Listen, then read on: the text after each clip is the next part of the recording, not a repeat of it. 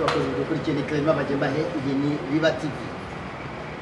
Moses turashima Imana tumeze neza ariko korona imeze nabi ngeze n'abariko izatsindwa nitubigiramo uruhare njyewe nawe. Nshuti bakunze rero hano ni Biba TV. Ineza Moses twakwakiriye muri Biba TV. Nje ndi Clement Bajemahe. Muri iki gihugu mu Rwanda cyacu dukunda cyane cy'u Rwanda hari ikintu cyitwa ubumenyi ngiro urakize? Ubumenyi ngiro ndabizi cyane. WDA ni programme ni gahunda za guverinoma zisa leta yego yo kugira ngo higwe imishinga migari ishingiye ku bumenyi ngiro. Rega iyo udafite icyo ukora urapfa. Nshuti bakunze mu gihugu cy'Imana kakajya kuri Biba TV. Kubiba ni sebeya fose nuvuga ngo gutera imbuto. Ni Biba TV twagambiriye cyane ko tugomba kuvuga ku byitwa ubumenyi ngiro ndetse no gucukumbuza iby'ubukamana n'andi makuru atandukanye ku by'ubuzima n'ibindi. Hagati aho ngaho rero ubumenyi ngiro burahari kandi abantu benshi ntabwo bari bamenya cyane ngo ubumenyi ngiro ni iki. Kwiga ibintu professional ukabona certificate yawe ubumenyi ngiro ubuzi bw'iki uravuga bw'iki bwana Ineza Moses. Ntabwo ngiye gupfobya abanyamashuri bafite lisansi na doctorat ariko ufite certificate y'ubumenyi ngiro araruta ufite lisansi kubera ko lisansi zirasenya ubumenyi ngiro burubaka.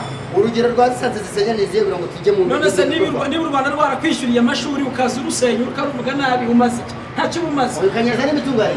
Ugomba kwiga ubumenyi ngiro ukajya mu garaje ukagenda ibintu bikagenda neza. WDA yazanye ibintu byiza wadukurikiranye kura subscribe na share ahantu hose kuko nje kubwira ibintu bikomeye. Urakoze cyane. WDA ubumenyi ngiro mu Rwanda bufite isura nziza cyane. Harabizi ibintu bijyanye no gukanika nizo za garage yaravuze. Harabizi ibintu bya hotel and restaurant management operations nuvuga ngo birakorwa. Harabizi kudoda, harabizi ibintu bijyanye bitandukanye cyane. Uvuga wiki kuri aka abo ni abantu b'abahanga ni nabo bantu isi ikeneye. Ntabwo isi ikeneye abantu ngo bagiye ngo kwicara ngo biga ngo oya ibyo ntabwo bikenewe. Ni ukuvuga ngo niba umuntu adoda tukambara neza ubwo n'ubumenyi ngiro. Ijambo ry'Imana rivuga iki? Ijambo ry'Imana ngo udakora ntakira gute ntakarite. Abantu bagomba gukora bijyanye ku kinamba wakoze imodoka ukabona amafaranga wajya guteranya intebe ukabona amafaranga construction ubumenyi ngiro.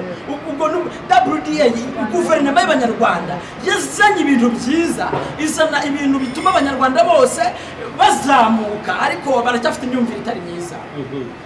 Kandi bivuye ku banyamadini none se gusengesha umuntu kuwa mbere kuza ku cyumweru gute murekajye ajya kwiga imashini yige kudoda yige ibintu byose yige gukanika yige ibintu byose umva ugenda wige amategeko y'umuhanda provisoire yibone ukorere peri utware ubwo n'ubumenyi ngiro. Abantu badakora ubumenyi ngiro bari inyuma cyane y'umurongo w'ijambo ry'Imana. Harabize na za hoteleri uravuga mu kimenyi ngiro. Hoteleri ni abantu beza cyane none se batumenyera ibyo kureka nkubwira aho gushaka umugore utarize hoteleri wabo hombye cyane. Umugore wize hoteleri niwe mugore none se yamenya gute uzashaka umuntu ujya kurya mu kabari kandi ufite urugo. Umugore wize hoteleri niwe mugore ukeneye. Na hoteleri gusa icyo bita ubumenyi ngiro buri mu byiciro bitandukanye. Abakora mu masalo de coiffure, abakora mu gukora inzara, abakora mu byitwa isuku, ibyitwa makeup n'ibindi bitandukanye, gukora imisatsi y'abadamu n'abakobwa. Ubumenyi ngiro kuri wowe wagiye ahantu hatandukanye ubumenyi ngiro mu Rwanda ubona bahagaze gute? Tubwire n'ibyiciro umaze kubona ko kwiga ubumenyi ngiro ari byo hanze barakora bitewe na gahunda za leta zaho ariko mu Rwanda guverinoma y'u Rwanda y'Abanyarwanda ubumwe bw'Abanyarwanda bwazanye iterambere bijyanye no kwikorera kwiteza imbere.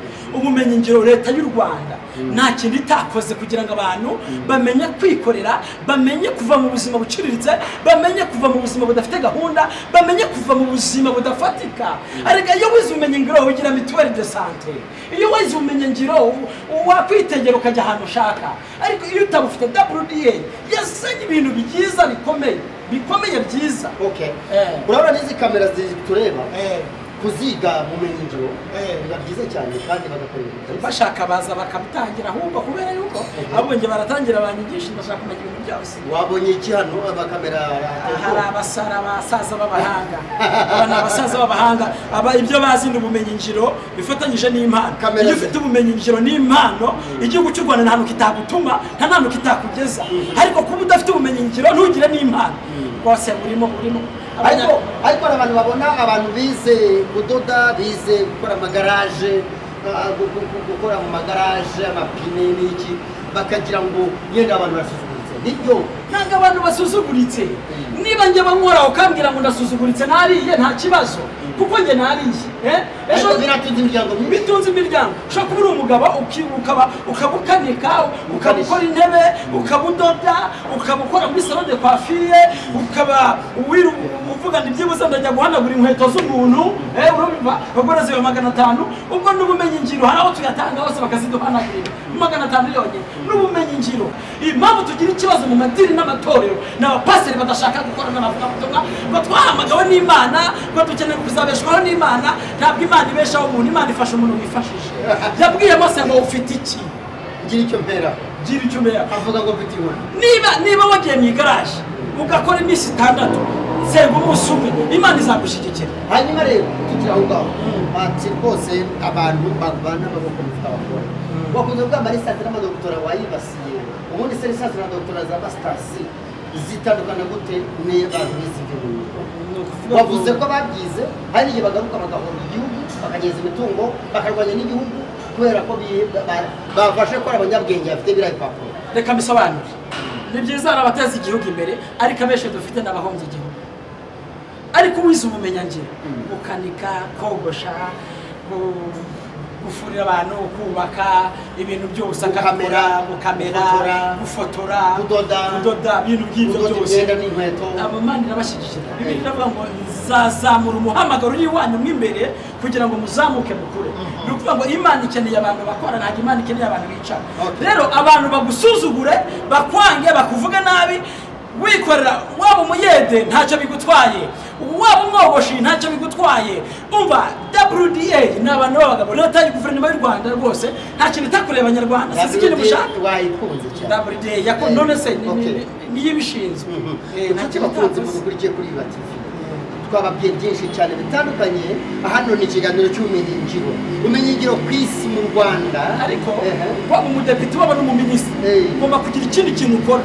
Nshuti bakunze tubashimire cyane rero. Iyi ni Bibati, ubumenyingiro bufite imbaraga nyinshi ku isi baduhereye mu gihugu cyacu. Dushimire cyane. Murakoze cyane. Bibati TV ukora subscribe, ndabakunda cyane, nsanzwe nganira namwe muri abantu beza kandi ni bwa mbere mbonye televiziyo ifite gahunda. Iyi televiziyo ifite gahunda kubera aya ni abasaza n'abakoze ubumenyingiro nakamirwaga n'abana b'inaba n'abasaza bazi ibintu bakora. Icya kabiri kamera ebyiri zirahagije, imwe ibumoso n'iyindi iburyo. Reka nkubwire aba nabo ni Imana iri muri bo, bagendanye n'ubumenyingiro bafite.